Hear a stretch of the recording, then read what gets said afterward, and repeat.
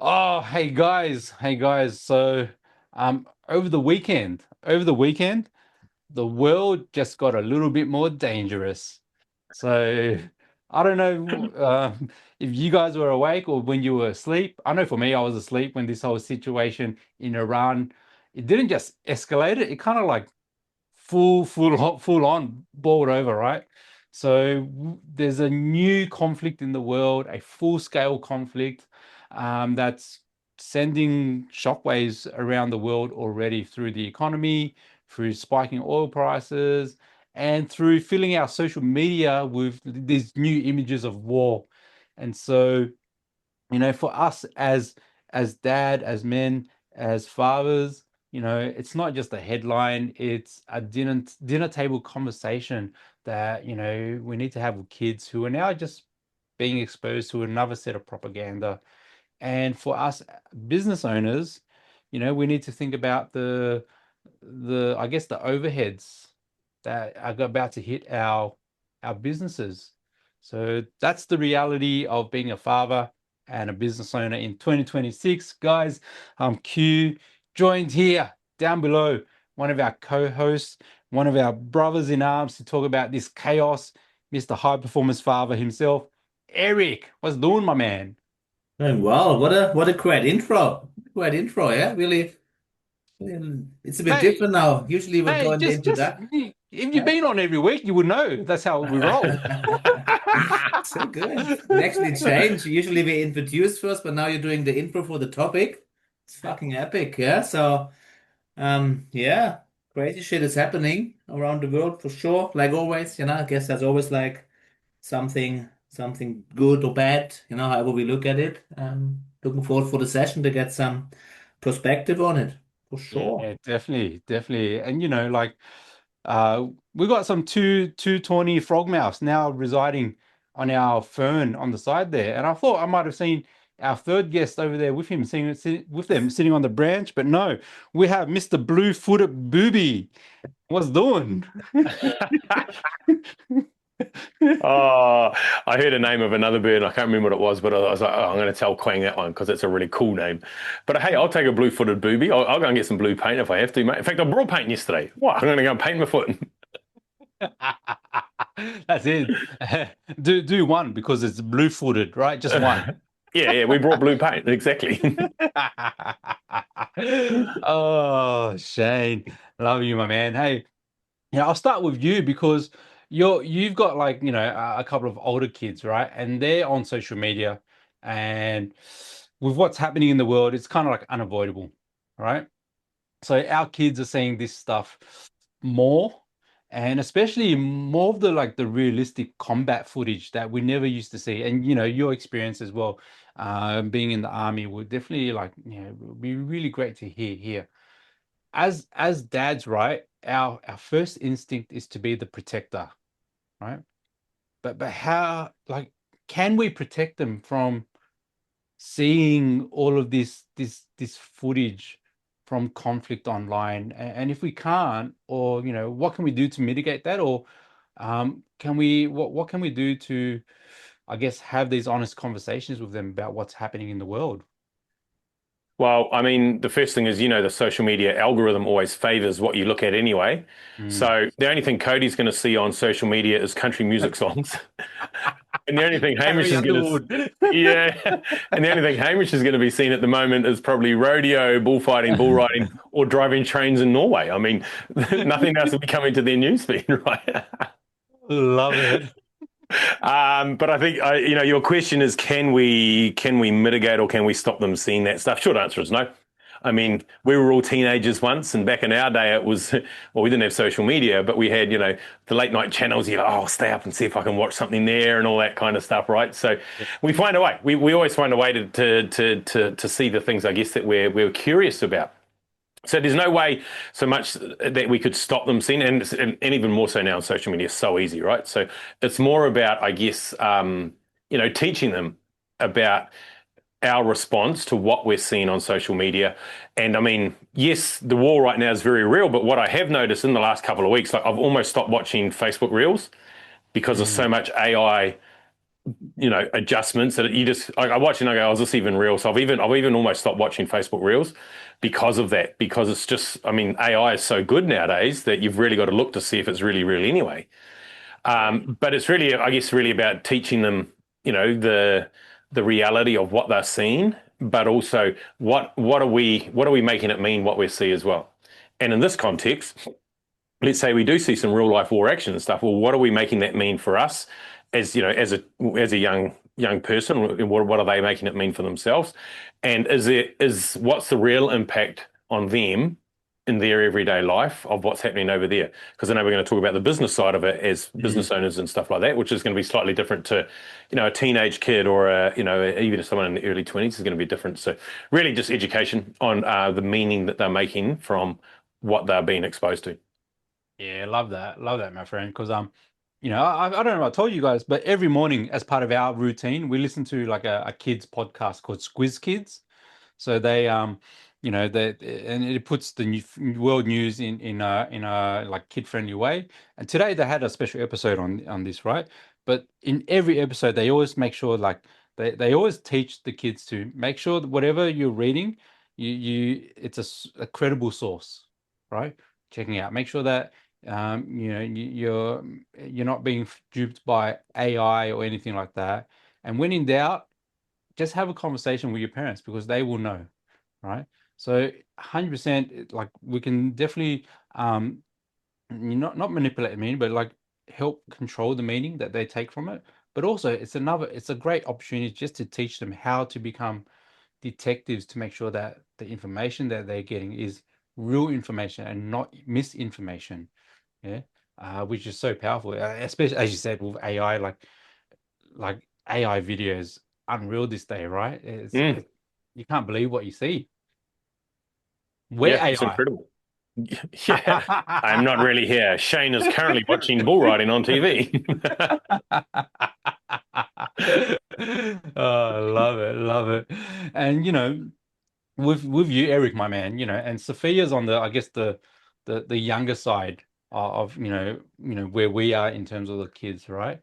Um, how are you gonna like use this as an opportunity to teach Sophia about, resilience, context of life, world history, rather than just fear? Because there's a lot of fear mongering, when news like this breaks, and yeah, and especially, you having that German background where I don't know if it seemed like you, but like it just seemed like when I was growing up, World War II was the big thing, and putting that agenda against the Germans.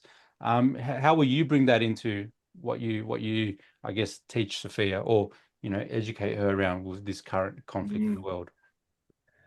Yeah, solid points before that you brought up about, validating the realness and then exposure, I guess. I mean, she's 4.5, They're really Mm. exposed her to it, maybe not yet, a bit later for sure, but then obviously she's seeing us Eric, can I reacting. share? Can I just jump in? Yes, Because she may not be exposed to it, but there'll be kids in her class that are other exposed to it, kids. and who Yeah. share that with her. And then she will be dealing with it indirectly for sure, or like even thinking our reaction to it, because it is everywhere. It's crazy. Whenever you open the phone, Facebook, Instagram, we see it all the time, and then you see the reaction between Tiff and myself, and we speak about it. I guess we are modeling there again, how to deal with something like this, how to look at it. But then, this, I guess, really finding the balance between focusing on it and addressing it, but also focusing on our world in here, like in our household, all of the things that are in our control. I think that's maybe the important part here to really find this balance. Yes, we want to address it, and deal with it, but then for how much? And I think it could be. Let's make the example, there may be some families who have the TV running 24/7. That's a good example. And then you see it in the house all the time. And then Sophia would see it, right? Because news are on. So we don't watch TV. She wouldn't really see it. Or if she's watching something, it's usually like Netflix or YouTube, where she's not really exposed by the TV. It could be something. Now thinking back, and I even think about 9/11. When 9/11 happened, I was how old was I? How long is that ago? 20, 25 years? Yes, I must be around 10 years old. I still remember the TV. It was on, all the time. We all know that. So I guess, that's maybe something we can do to like navigate the exposure, of how much. And then once it comes up, obviously speak about it. But yeah, fuck. Who knows what's real anyways, you know?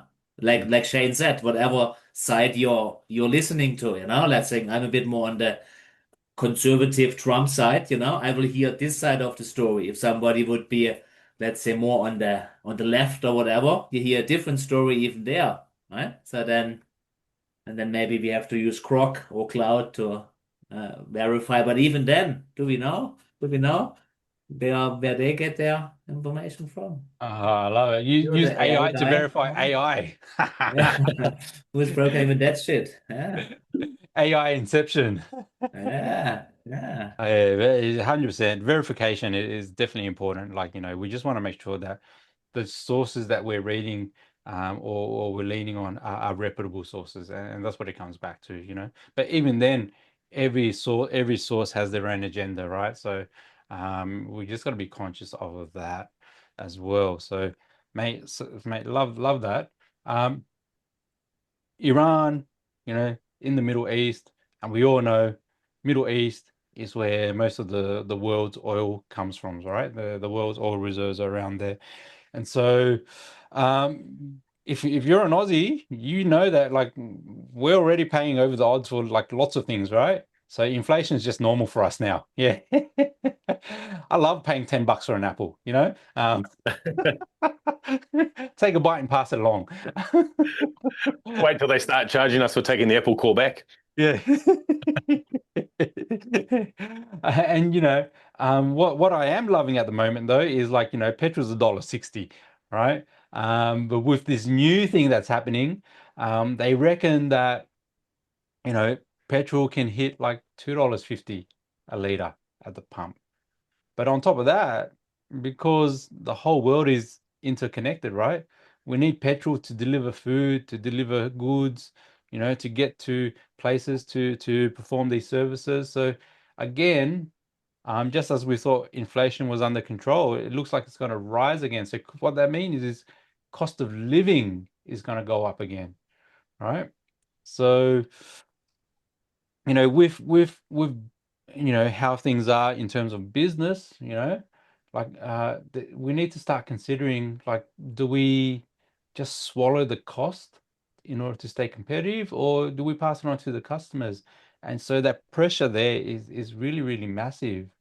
And so with you, Eric, in your high performance father group, no doubt you would be seeing a lot of business owners across different kind of like scenarios, right?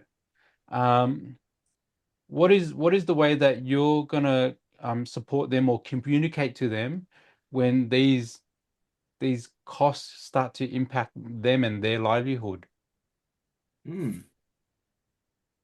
Well, there's always good times and bad times. Maybe it's a reframe. Reframe would be one, and then also yeah, like I said before, like focusing on what we can control. If that's the case, all right, then how can we spend less, I guess, or Yep. how can we find other ways to make money or have more security for the family.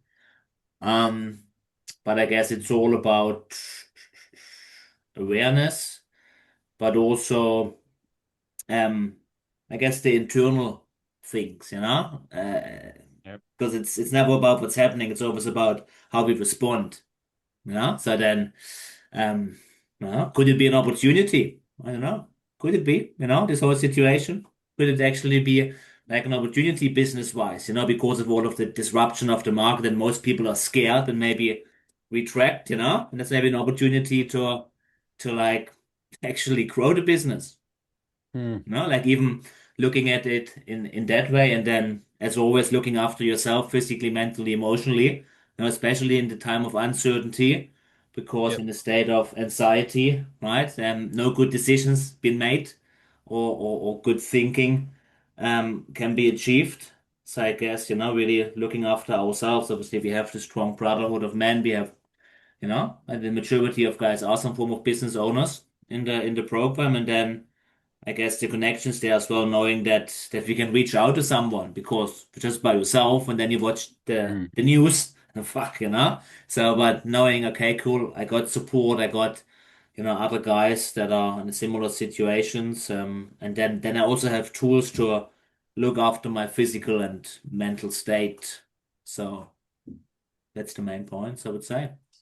So what I'm hearing there, man, is like, um, doesn't matter what's happening, just make sure you're surrounded with the right people so that you can lean on them and seek the appropriate advice so that you can help navigate the situation. And whether it is putting up milk prices by $2 or whether it's, you know, holding on to like driving less or whatever it is, you just want to make sure that you have the community there so that you can just lean on them to help like make an informed decision, right, based on their experiences, which is really cool. All right. So um, I don't know what you typed in, man. Like Eric, like I don't know how that's relevant. I can like What a can I of just beer. wanted to make a comment. I actually wanted to say I can't cut the grass anymore because the petrol prices are so high. That's what the sorry.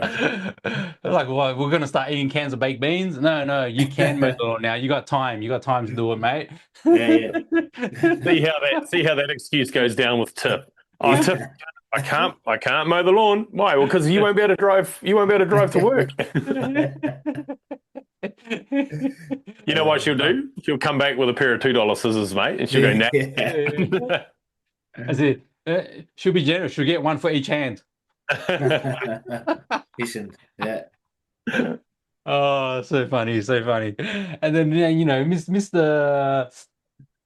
Mr. Shane yourself, as like from a business perspective, right? But also from like a family perspective, right?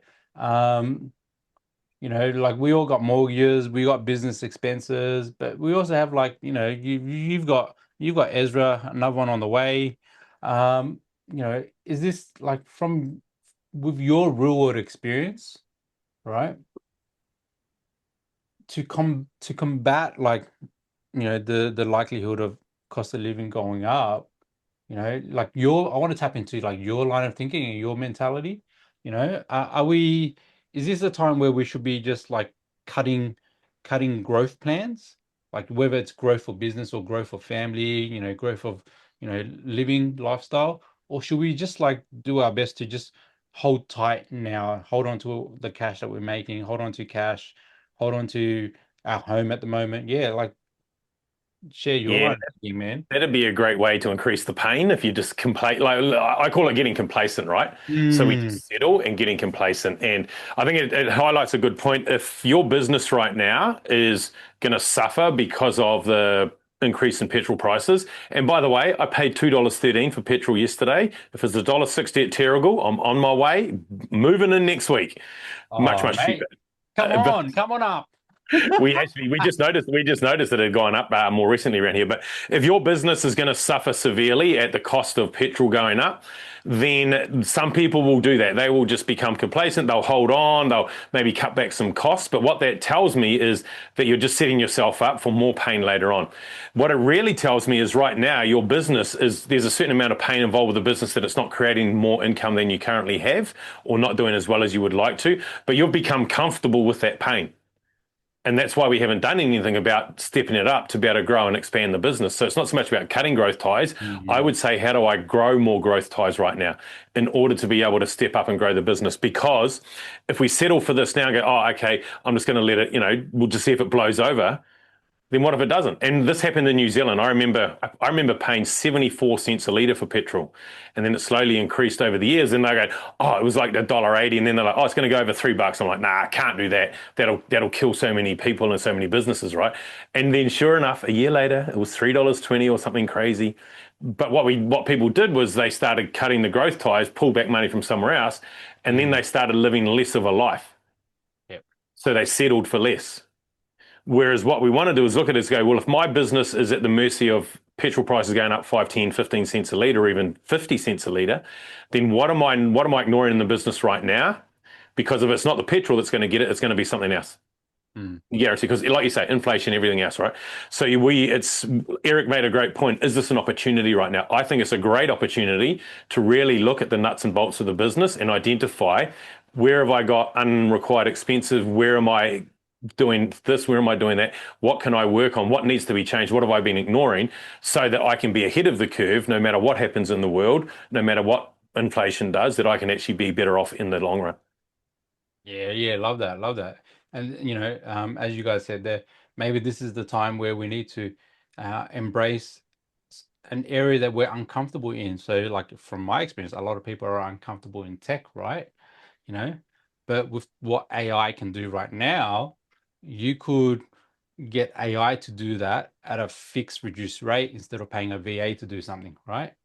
Um, so there are ways to make sure that you can mitigate that that that cost rise or the inflation rise across there.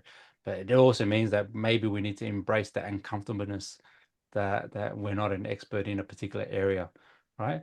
I too am looking forward to growing facial hair like you guys, but one day I will get there. Think you got a better chance of petrol prices doubling, mate. Curse it. At least I'll save money on that front then, right? Yeah, yeah, because we rub oil on our beards to grow it, right? Yeah, yeah, yeah, yeah, 100%. What I heard is you use organic coconut oil, mate. Exactly. Bit for the fry pan, bit on your beard. Exactly right. Exactly right. Oh, I love it, guys. Guys, awesome. Love today's conversation. We're out of time now, but this is the reality of being a dad and a boss in 2026, where we're exposed to this type of news coming at any point in time. And growing up, we used to only read about these conflicts in the encyclopedia, right? But now, like we're actually living through history in real time, and it's uncertain and it's loud and it can also be expensive. But the main thing is like we want our kids to know the truth.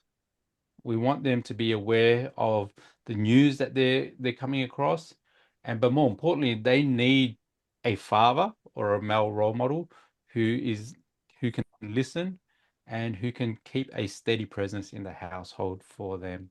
So, guys, that's it for today. We'll be back next week. Dad Boss signing out.